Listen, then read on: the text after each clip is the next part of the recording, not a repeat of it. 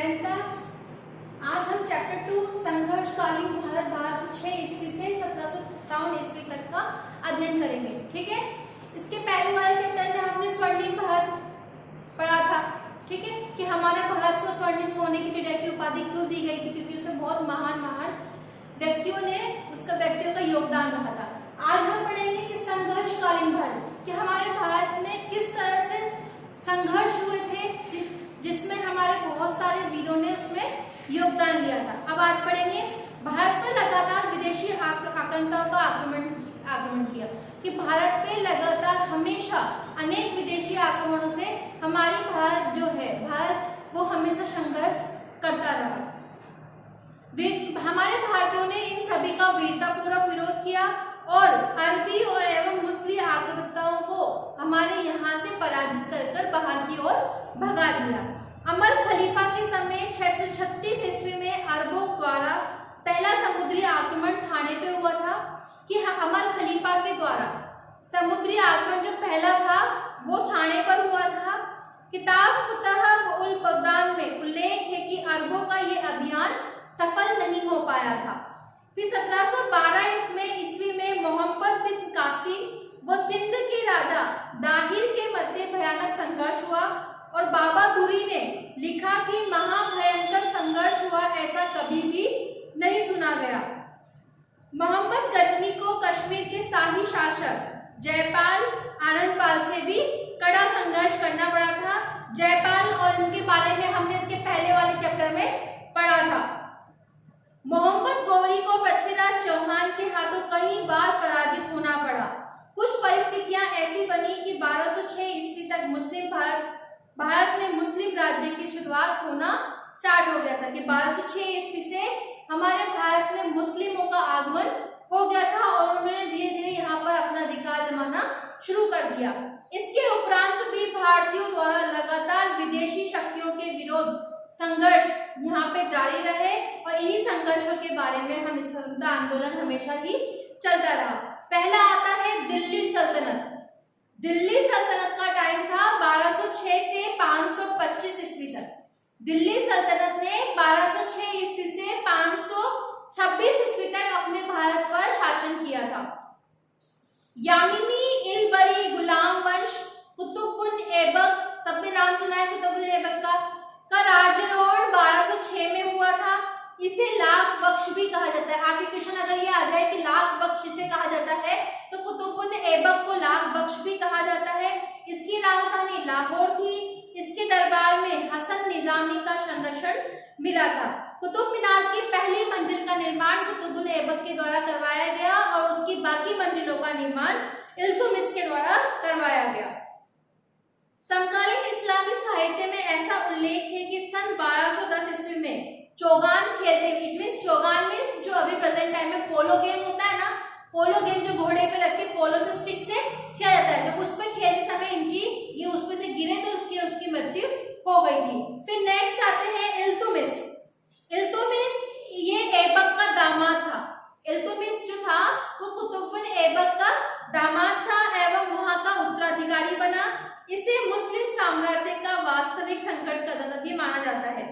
1226 ईस्वी में इल्तुतमिश ने रणथंबोर को जीता और 1223 ईस्वी में सुल्तान के मालवा पर आक्रमण करके बिरला के दुर्ग को भी जीत लिया।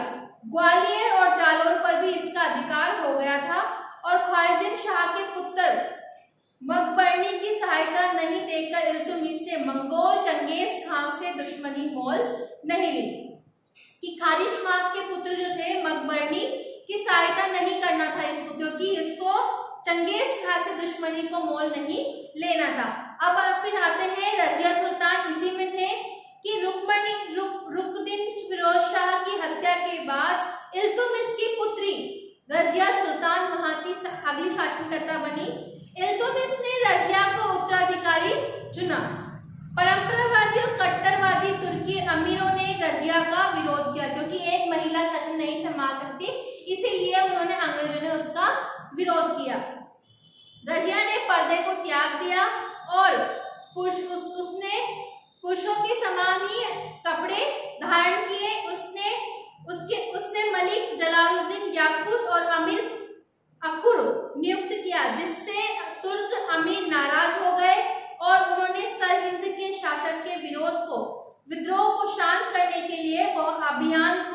याकूत की हत्या कर दी गई। बाद में रजिया ने अल्तुनिया से विवाह कर लिया, परंतु 1240 ईस्वी में उन दोनों को ही मार डाला गया।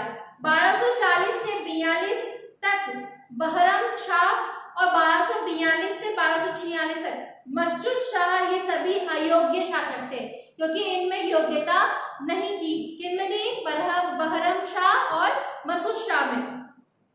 नसरुद्दीन मोहम्मद ने सत्ता संभाली और ये सभी नसरुद्दीन मोहम्मद के पीछे वास्तविक बल तो जो था गयासुद्दीन बलबन का था। अब नेक्स्ट आता है बलबन। रजिया सुल्तान के बाद वो दो शासक आए थे, मसूद शाह और नासरुद्दीन शाह महमूद। अब नेक्स्ट उसमें आया बलबन कि उलुग खां इल्तुतमिश की चहलगानी नामक तुर्की दासों के प्रसिद्ध दल से संबंधित था। 1265 ईस्वी में वो गद्दी पर बैठा। उसने सिजदा और पाबोश, सम्राट के सिजदा और पाबोश क्या होता है कि सम्राट के सामने झुककर उनके पैरों को चूमना, ये होता था सिजदा और पाबोश। कि इसको उन्होंने इस प्रथा को दरबार में शुरू करवा दिया कि कोई भी अगर आएगा तो वो दरबार में शासक के पैरों को उनके झुककर उनके पैरों को चूमेगा। शुरू किया। बलबन दिल्ली सल्तनत के प्रशासनिक ढांचे के निर्माताओं में प्रमुख था। उसने शत्रुओं के प्रति लौह और रण की नीति को अपनाया, जिसमें पुरुषों को मार दिया जाता था और उनकी स्त्रियों को गुलाम बनाया जाता था। 1886 ईस्वी में बलबन की मृत्यु के बाद अमीरों के दलीय संघर्ष ने खूनी रूप ले लिया और बलबन का राजत्व सिद्धांत प्रसिद्ध रहा। बलबन की ये मान्यता थी कि राजा पृथ्वी पर ईश्वर के समान है और जनता से अलग व्यक्तित्व है और ईश्वर के प्रदत्त गुणों से वो उसमें शासन करने की शक्ति प्राप्त है। इसीलिए उसने यहाँ पर कठोर से कठोर अनुशासन बनाए। यहाँ पे चोरों डाकुओं का दमन, विरोधी विद्रोह कुचलना, ये सभी प्रमुख कार्य थे जो वहां पे उस समय राज्य में हो रहे थे। फिर अगला आता है खिलजी वंश, खिलजी साम्राज्य, खिलजी वंश। इसका समय था 1290 से 1320 ईस्वी तक। खिलजी वंश का प्रथम शासक जलालुद्दीन फिरोज खिलजी था, जो 70 वर्ष का था।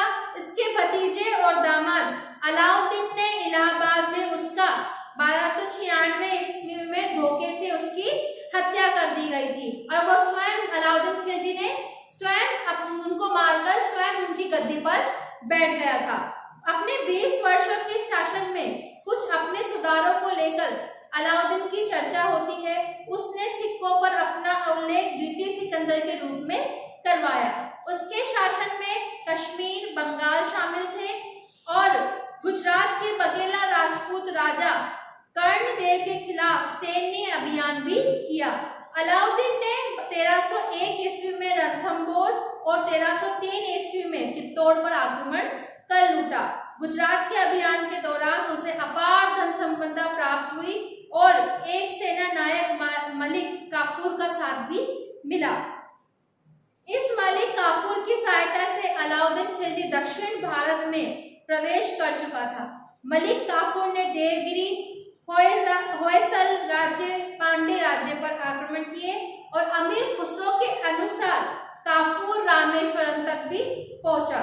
अलाउद्दीन के समय राजस्व का ढांचा पुनः निर्मित किया गया। विद्रोह पर नियंत्रण करने के लिए उसने 4 आदेश जारी किए।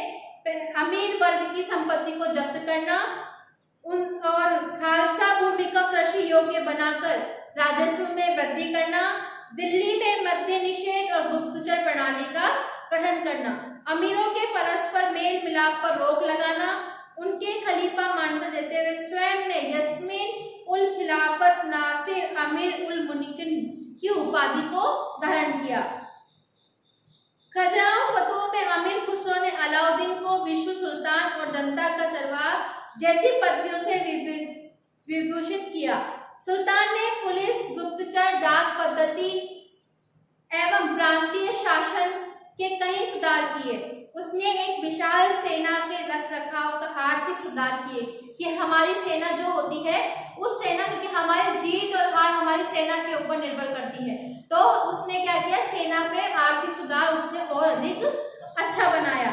मोलभाव सुनिश्चित करके सुल्तान काला बाजारी और मुनाफाखोरी पर भी रोक लगा दी गई। सराय ए स्थानीय विदेशी बाजारों का वस्तुओं का बाजार था। अलाउद्दीन पहला शासक था जिसने सैनिकों को नकद वेतन दिया, कि यह पहला ऐसा शासक था जिसने नकद वेतन उसकी सेना को दिया गया था। 1303 ईस्वी में अलाउद्दीन ने अलाई किला अथवा कोशश्री बनवाया जिसमें 7 द्वार थे, और 1316 ईस्वी में अलाउद्दीन की मृत्यु के बाद उसका पुत्र कुतुबुद्दीन मुबारक खिलजी शासक बना। उसने अपने पिता के सभी कठोर आदेशों को रद्द कर दिया और स्वयं को खलीफा घोषित कर उल बासिक बिल्लाह की उपाधि को धारण किया। उसकी हत्या के बाद नासिरुद्दीन खुसराव शाह सुल्तान बना, जो खिलजी वंश का अंतिम शासक था। कि अलाउद्दीन खिलजी वंश का प्रथम शासक कौन था? जलालुद्दीन फिरोज खिलजी, जिसमें उसने उनकी हत्या करके अलाउद्दीन ने पद संभाला। अलाउद्दीन के बाद उनका पुत्र कुतुबुद्दीन मुबारक खिलजी शासक बना, और उसकी हत्या के बाद नासिरुद्दीन खुसराव शाह सुल्तान, जो खिलजी का अंतिम शासक